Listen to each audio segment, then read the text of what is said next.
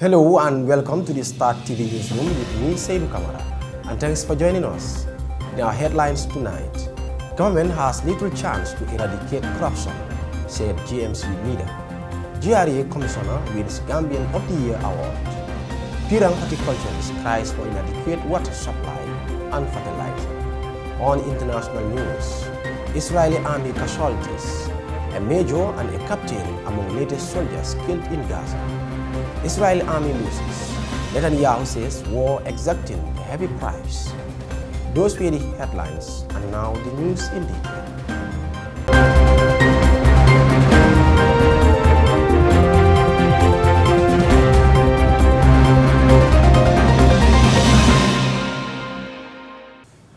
Speaking to journalists at a press conference on Tuesday at his court residence, the Gambia Moral Congress leader Ahmed Maifati said there is a law under which government can fight corruption and corrupt practices, but implementing it remains the problem for the current administration.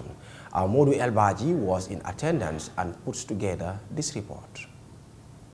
The leader of the Gambia Moral Congress has said despite the passing of the no chance of winning the fight against corruption under the current civil service, the government of the Gambia has come under immense pressure for doing little to fight corruption. But the recent passing of the anti-corruption bill will send indication that the Barrow-led administration is just about to be serious in battling corruption. The GMC leader revealed that the Gambia has the best laws and policies, but he questions its implementation. When you want to produce any document, they can. Well, let me tell you, this is not the civil service I want to rely on. With all due respect to the good ones there, this civil service needs to totally revamp the entire civil service. Otherwise, the fight against corruption will not work. That's what I need to say. We need a serious reform of the civil service. Serious reform. But I am convinced that the setup and the structure of the current civil service is not up. It's not up for fighting corruption. It's not. We need a real civil service reform and a real political will and courage to see this war through. Because corruption, when you fight corruption, corruption fights you back. So you must be willing. You must be willing and strong enough with the political will to do so. I know I'll be able to fight corruption in this country. I know. Honorable Maifati branded government authorities as bunch of opportunists, adding that the country's quality of education is very bad, noting that it is the reason why Gambians are not happy. The quality of education is very bad. Very bad. Out of thousands, if you have 150, 200 with exceptional passes, the Ministry of Education is jubilating. We have 6% increment. In fact, of that 60%, 25% are women. Blah, blah, give us another fake and useless statistics again. It's a failure, ministry. Accept it. You have not done well.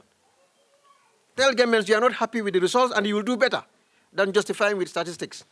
Last year we had 15%. This year we have improved by 17%. Look at the entire figure of people who have failed. Too much. Too many failure. Too many failure. Too many failure. And these are the people we rely on to develop the country tomorrow. Yeah, sending half-baked citizens to take care of policy positions. No wonder we have a lot of failure at Ministry of Agriculture. And health sector is failing. Doctors are not happy. Nurses are not happy. The GMC top brass said when he comes to power, he will eradicate all these menaces affecting people. Maifati urges Gambians to take ownership when giving public offices. For Star TV, I am Modu El-Baji. The Standard Newspaper's Man of the Year Award for 2023 goes to the Commissioner General of the Gambia Revenue Authority, Yankuba Dabo, who was awarded this morning at a ceremony held at the local hotel in Bakau. Harijaju attended the ceremony and she now files in this report. This annual event was first initiated by a doyen Gambian journalist, Suwaibu Konate, in 1992 to recognize the achievements of government officials, public service, head of states, and philanthropists, among others, for their continuous dedication to service. The award is given to a Gambian who has done or achieved significant milestone in the service of this nation over the past 12 months. Speaking at the event, the Chief Executive Officer and founder of the Standard newspaper, Sirif Bojang, gave an overview on how this event came about. The award was first initiated by a distinguished journalist, Mr. Suwaibu Konate, of blessed memory, in the year 1992. He passed away and the newspaper, his magazine, stopped publication. And there was a hiatus for a year when the award was not given. We thought this is a very important thing, and we approached the family, and since 2020, the Standard newspaper has been conferring the award. Last year, the award was given to the former Auditor General, Mr. Karamba Toure.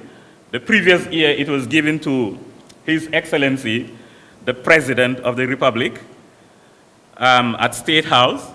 And the year before, it was given to Mr. Mamadou Lamin Touro Dabo.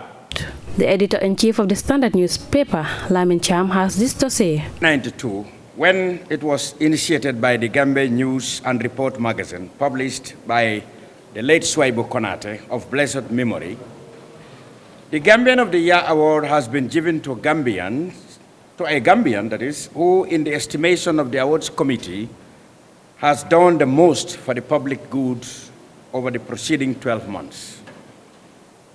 In this 2023 year of our Lord, the Standard newspaper, which has been presenting the awards since 2020, has selected Mr. Yankuba Dabo, Commissioner General of the Gambia Revenue Authority, as the winner of Gambian of the Year 2023. Upon receiving the award, the Commissioner General of the Gambia Revenue Authority, Yankuba Dabo, thanked the Standard newspaper for the recognition to nation, adding that the achievement would not have been possible without the support of his staffs. A very big thank you to my colleagues, because whatever I have achieved at the level of GRA, it is not me. I am the one on the driver's seat. I am the one all of them look at, but I have a very strong team. I will tell you this. I have a very strong team behind me. And this team, they are dedicated. They are professional. They support me both day and night. Let me just come with an idea. The next minute, they develop that idea, and it becomes something that we can apply. This year's award winner, Commissioner Dabo, has been described as a person of principles who have done numerous and exceptional transformation in the Revenue Authority by reforming its mode of operation to digitalize systems and processes over the past years. The event was also used to recognize outstanding staff of the Standard newspaper, where Reporter of the Month goes to Ms. Olimoti Koka, while Ms. Maricoli swept the Employee of the Year. Olimoti Koka expressed gratitude to her office for recognizing their effort in the development of the institution. Award really means a lot to me, not only me, but my professional career as well. And with this award, it's really going to help me to be more committed to my work. Star TV News, I am Hadijaju. Gardeners in Pirang village are said to face challenges in accessing fertilizer and adequate water supply, which has continued to making their work challenging, causing a low yield in their production and productivity. Our Modu El Baji was in the Kombo East village of Pirang to monitor how these local horticulturists strive to improve their productions, and he files in this report.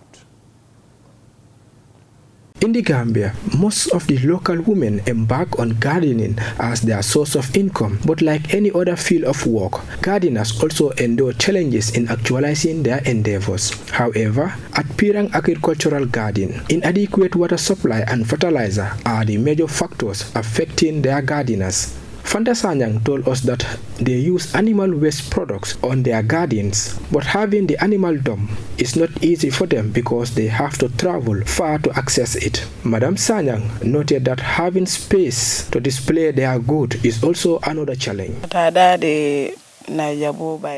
Our main challenge is water, because we rely on solar panels, not electricity. And during the cold season, our solar panels don't work effectively. Atupojang said they rely on solar panels to generate water, but the current weather condition is among factors that led to the inadequate water supply in their garden, adding that where the source is located is also far from the garden. She also called on government and philanthropic groups to come to their aid. We do travel far to get animal dump because it's the available fertilizer we use on our gardens. and having a place to sell our product is also another problem for us. We want to call people from all walks of life to support us. Dudu Bojang is an extension worker. He outlined the challenges they are facing in trying to boost the production capability of these hard-working women. Over there is not yet finished, so the water is coming directly, supply. So when it's too cold, we will not have water. But when it's hot, everyone will have water. Now, right now, the camp is dry. There is no one in because they all went out. Some will come, maybe 2, because we divide the camp into 2 areas so that the one area can have water throughout that day.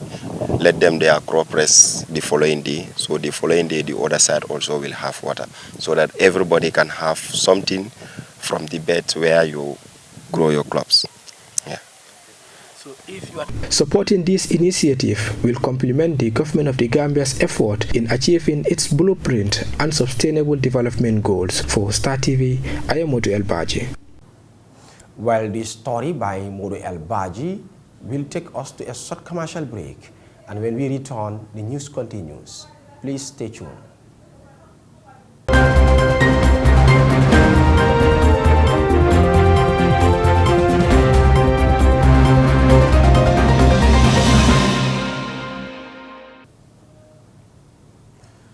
Welcome back. If you are just joining us, this is Star TV News from our studios here in Serekunda. Let's now take a look at news beyond our borders.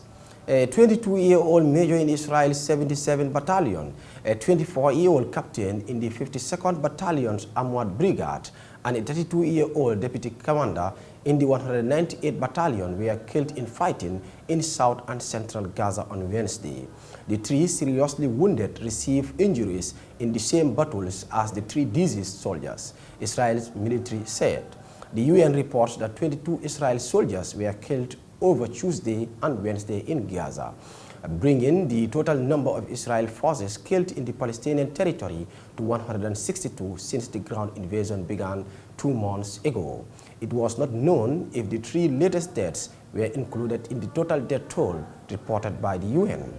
Al Jazeera's Alan Fisher joins us live from occupied East Jerusalem for the latest update. The Israeli army says at least 6 soldiers have been killed in the latest battles with Palestinian fighters in Gaza. They include a major and a captain killed in the center and south of the Strip. Hamas has released footage of its fighters confronting Israeli forces. Israel says 156 soldiers have been killed in Gaza since the start of its ground offensive at the end of October. Israel said that it's expanding operations in central Gaza, as we've been discussing. Alan Fisher is joining us live from occupied East Jerusalem. So we're hearing more that Israeli reinforcements are being sent into Gaza. What more can you tell us about that? Well, there's 6 brigades operating in Gaza at the moment. Clearly the hotspot as far as the Israeli military is concerned is in and around Khan Yunis. They believe that that's a Hamas strong point. They believe that if they can capture Khan Yunis, then the rest of the battle will become much easier, and they are moving a battalion into, a brigade rather, in to help with the fight there in and around Khan Yunis. This comes within the last couple of hours as the Israelis announced that 3 more soldiers had died, a sergeant, a captain and a major, 2 of them killed in that central Gaza region, 1 in southern Gaza. But it's certainly an indication that this war is going to go on for a while yet, particularly in that central area and particularly around Khan Yunis. 6 brigades would tend to be on the large size of an operation for the Israeli military. The fact that they're sending another one into the area, specifically heading to that central area, particularly Khan Yunis, shows that just how intense the fighting is around there. The Israeli army have talked about how Hamas has been very good at guerrilla fighting, how they've popped up from tunnels and attacked Israeli soldiers. Clearly, before they can move on to what they call Part C of this operation, they have to control Khan Yunis, and that is the focus of the operations. And it sounds as though they are re-emphasizing all the time the fact that this war is going to continue for many more months. What is Israel saying about the actual operation on the ground, and with the focus now shifting to central and southern Gaza? Well, Benny Gantz, who's a member of the War Cabinet, remember there's just 3 ministers that fill the roles there. He has said that the Israeli army has done incredibly well, done a remarkable job, saying that many people criticised them, saying they weren't trained for this operation, they weren't ready, they didn't have the equipment. Instead, he said they've performed, as he said, with unprecedented results. He says that they have managed to, in his words, kill thousands of terrorists and destroy a great deal of Hamas infrastructure and their tunnels, but he warned that this fight will go on for some considerable time. He said, we started ferociously, but now the fight has to be powerful and deep. Now, the War Cabinet has been given approval from the wider Security Cabinet to make the decision of when it moves from Stage B of the war, which we're seeing at the moment, to Stage C. And Stage C is meant to be much more targeted, a move away, critics would say, from the mass killing and to much more surgical strikes in southern Gaza. They have to do that, quite simply because so many people have moved into southern Gaza. The sort of war that they're carrying out just now is almost impossible to imagine, and certainly would bring a great deal of international criticism. Remember, the majority of the population in the Gaza Strip is in the north. They have been moved to the south. The south is normally overpopulated anyway. Now it is all the people from the north, so you can understand just how condensed that area is. But clearly it's up to the War Cabinet to make that decision of when they move from B to C. But they say it could be a number of weeks yet. So you're talking well into January before we see this war change the face. Alan Fisher in occupied East Jerusalem. Alan, thank you very much indeed. Israel's Prime Minister has criticized the Economy Minister for saying not enough was being done to protect the lives of troops. Benjamin Netanyahu has vowed to continue the war despite mounting military casualties. At least 157 soldiers have been killed since Israel began its ground invasion of Gaza. Al Jazeera's Bernard Simit reports from Tel Aviv. Israel's Prime Minister has criticized the Economy Minister for saying not enough is being done to protect the lives of troops. Benjamin Netanyahu has vowed to continue the war despite mounting military casualties. At least 157 soldiers have been killed since Israel began its ground invasion in Gaza. Meanwhile, Egypt's reported to have proposed a formula for a truce in the conflict. Bernard Smith is live for us in Tel Aviv. What more do we know about this proposal from Cairo, Bernard? Rob, we know that the basics are broadly similar to the previous ceasefire. That is, they're proposing a 7 to 10 day ceasefire where all civilians would be released in exchange for Palestinian prisoners. That's pretty much how it worked the last time around. There's a couple of extra elements that might be more challenging for the Israeli government to agree to. There's another stage that suggests the release of all female soldiers in exchange for Palestinian prisoners. That would get another 7 day ceasefire, and then a month of negotiations to discuss the release of all military personnel held by Hamas in exchange for a lot more prisoners and Israel pulling back to Gaza's borders. Israel's War Cabinet will continue to discuss that today on Monday, but behind that there are a lot of political considerations here in Israel. The cabinet is not particularly united. This one minister criticising the government for having a larger ground operation instead of airstrikes, resulting in the deaths now of 17 soldiers since Friday, and that's all prompted Israel's President Yitzhak Herzog to appeal to the politicians to say, look, the enemy sees the conflicts, the arguments, the struggle between egos, he says. So on behalf of grieving families and frontline soldiers, I say to you, the elected officials, end the internal struggles and divisions, because there's jockeying going on in amongst Israel's political leaders for what happens after the war. But that is leaking out into the public, and that is concerning the president. Bernard, I understand also there's been a rally by the families of some of the captives. What more do we know about that?